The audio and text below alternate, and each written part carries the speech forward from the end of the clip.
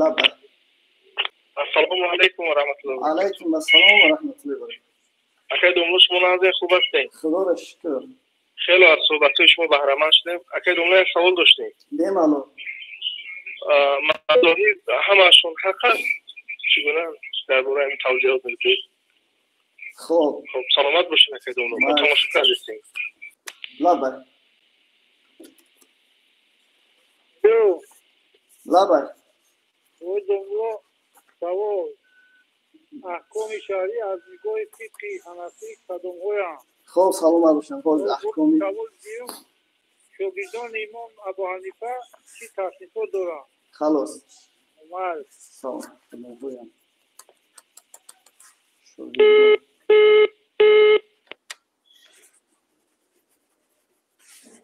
اینجا سوال دادن که مذاهب همشون حق هستند. پیشتر ما اشاره کردیم که وقتی که ما پیروی مذهب امام ابو حنیفه رحمت الله علیه هستیم این معنی رو ندارد که مذهب دیگر باطل باشد. یعنی وقتی که اهل پیروی مذهب امام ابو حنیفه رحمت الله علیه را پرسیده می شود میگن مذهب ما صواب است، احتمال خطا رو دارد و مذهب دیگر خطا است، احتمال صواب رو دارد. اما در کتاب فتاوای عزیزیه آمده است که یعنی حق دو قسم است، حق دایر و حق متعین. مثلا دین اسلام حق متعین است و مذهب شافعی یا مذهب حنفی مثلا حق دایر است. حاصل آن که حق دایر آن است که هم خود حق می باشد و هم غیر او نیز حق می باشد، مثل صوم و افطار در حق مسافر که هر دو حقند و قیام و قعود در نماز نفل و جهر و اخفا در نماز منفرد، یعنی که فردی که تنها نماز میخواند حق دارد که جهر بخواند یا اینکه خفیه بخواند. اما حق متعین آن است که غیر او حق نباشد، مثل نماز فرضی. برای همین مذاهب همشون حق هستند، فقط وقتی که پرسیده میشوند ما باید چنین جواب بدهیم که مذهب ما حق است و احتمال خطا را دارد و مذهب دیگر خطا است، احتمال صواب دارد. و دیگر درباره شاگردان امام ابو حنیفه رحمت الله تصنیفات دارند. البته این خود معلوم است که شاگردان مشهور امام ابو حنیفه رحمت الله علیه ابو یوسف که شهرت با نام اولین کسی است که با نام قاضی القضات شهرت دارد و نام اصلیشون یعقوب ابن ابراهیم حبیب انصاری است. ابو یوسف رحمت الله علیه آثار و تالیفات زیادی بر اساس مذهب حنفی از خود بر جای گذاشته است. از آن جمله کتاب الخراج، الاثار، النوادر، اختلاف الامصار، ادب القاضی، الامولی، الفرائض، الوصایا و غیر از جمله آثار تالیف نموده او هستند. متاسفانه اکثر آثار امام ابو یوسف رحمت الله علیه تا زمان ما آماده نرسیده است. دیگر شاگرد امام ابو حنیفه رحمت الله علیه این حضرت امام محمد رحمت الله علیه است که امام محمد هم تصنیفات زیاد دارد. از آن جمله کتاب‌های دارد با نام ظاهر و روایت که 6 کتاب هستند، معروف به اصل است و زیادات این چنین سیر کبیر و سیر صغیر، جامع الکبیر و جامع الصغیر. با اون خاطر این ظاهر روایت میگن که از شخصان ثقه و معتمد روایت شدند. آمدن مذهب ابو حنیفه رحمت الله علیه پیشتر هم سوال شده بود که مذهب امام ابو حنیفه رحمت الله علیه رو چگونه به آسیای مرکزی آمد و مذهب امام ابو حنیفه رحمت الله علیه قبلا هم که اشاره کردیم با واسطه خصوصا ابو مقاتل سمرقندی کتاب دارد با نام عالم و متعلم. پیش از این سوال دیگری برای ما آمده بود که خیلی کردیم درباره احکام شرعی کدام‌های از نگاه مذهب حنفی.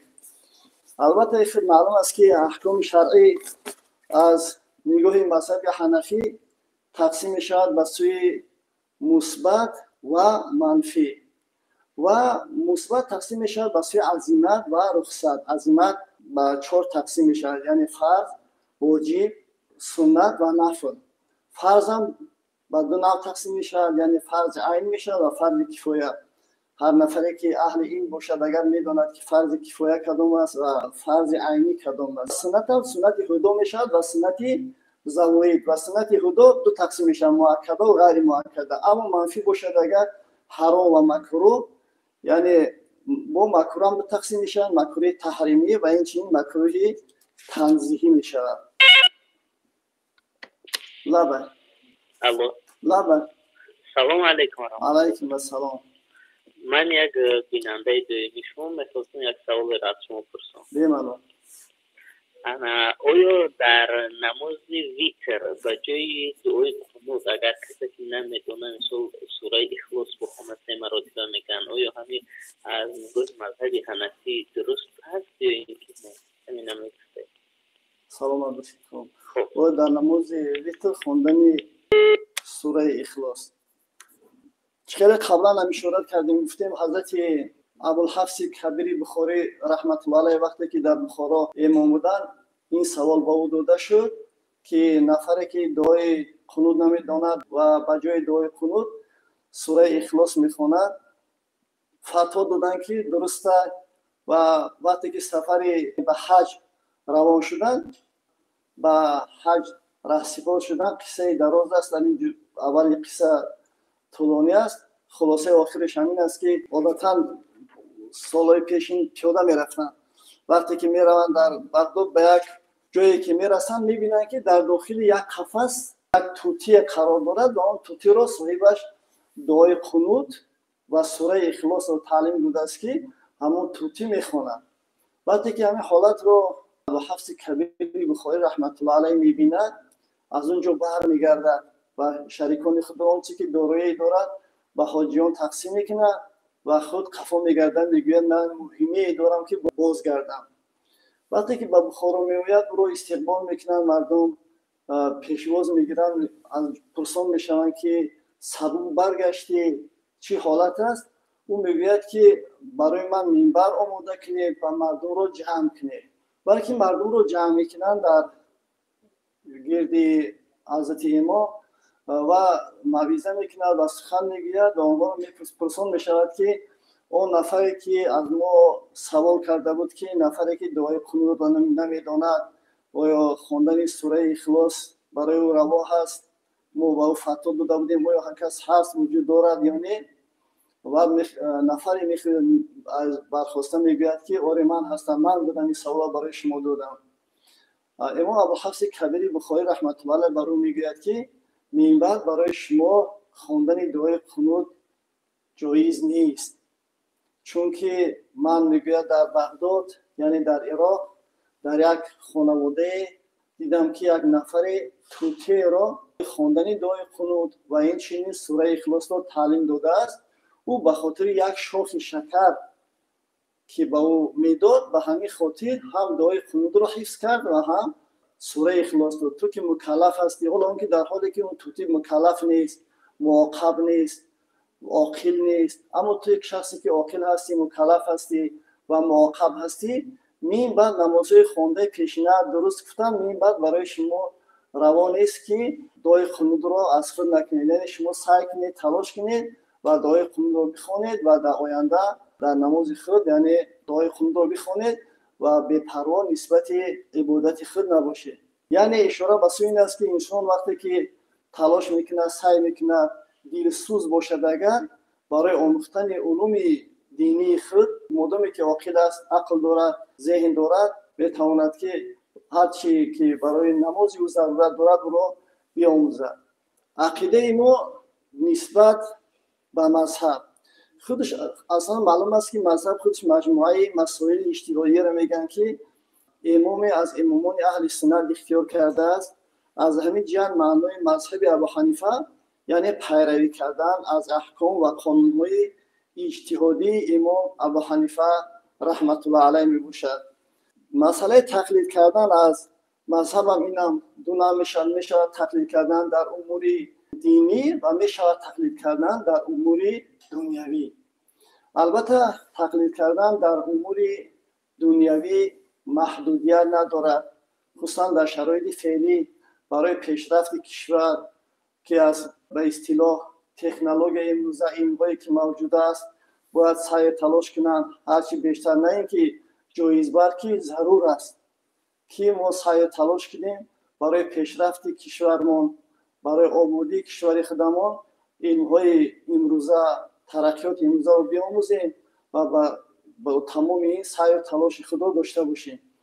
و در امور دینی باشد اگر البته پیشترم که گفتیم مذهبی امام ابو حنیفه رحمت الله علیه مردم ما به این کوشش میکنند، تلاش میکنند و از این استفاده میکنند. پیشتر هم سوال شده بود که مذهب ابو حنیفه رحمت الله علیه رو کی به همین آسیانیانه آورد. البته بعد کوشور یک کتاب دسترس کردیم که با گسترش اسلام در خراسان بزرگ تهیه یک استودی دانشکده است در مسئله ترغیب و گسترش تعلیمات ابو حنیفه سهم خصوصا علمای معارف نه قبل از همه علمان سمرقند خیلی نمایان است. در ردیف اول از ابو مقاتل سمرقندی که سال وفاتشون 823 در وطن میتوان نام برد که تهیه و نشر کتاب عالم و متعلم ابو مقاتل سمرقندی این روند تشکل و انکشاف عنعنه حنفی را در منطقه انعکاس نمود. مندرجه اثر از مسائل کلامی عبارت میباشد که مربوط به ابو مقاتل سمرقندی بوده، در برابر این عقیده های و از رای نموده شرح و تفسیر تعلیمات ابو حنیفه میباشد. یعنی ابو مقاتل سمرقندی عقیده های ابو حنیفه را همه جانبه شرح و توضیح داده، سعی کرده است که در محتوای آنها اندیشه های دیگران را جای دهد. السلام علیکم و رحمت الله و برکاته. علیکم السلام و رحمت الله و برکاته. اکای دوملو شما نازین سازه؟ خدا شکر. اکای دوملو باز یک سوال دیگه بود میخواستم سوال دادیم. بیمارو. همین مسئله نماز تسبیح چگونه است، چه حکم دارد توضیح میدادی؟ خب. خب خدا نگهدار. خلاصه فقه حنفی آورده شده است و امر استحبابی است، میگه عبارت از 4 رکعت نماز است. در اول یعنی تسبیح خاصه خود را دارد که وقتی که نیت میکنن، البته نماز نافله است، امر استحبابی است که وقتی که نیت میکنن با نیت نفل میکنن و 4 رکعت در این تسبیح 300 مرتبه این تسبیح گفته میشه که سبحان الله و الحمد لله و لا اله الا الله و الله اکبر و لا حول و لا قوت الا بالله العلی العظیم. این تسبیح در داخل نماز چنین خوانده میشه: 15 مرتبه بعد از ثنا پیش از فاتحه. وقتی سبحانك اللهم میخوانند پیش از فاتحه را آغاز کردن یعنی سوره الحمد خواندن 15 مرتبه همین تسبیح را میگوید که سبحان الله و الحمد لله و لا اله الا الله و الله اکبر و لا حول و لا قوت الا بالله العلی العظیم.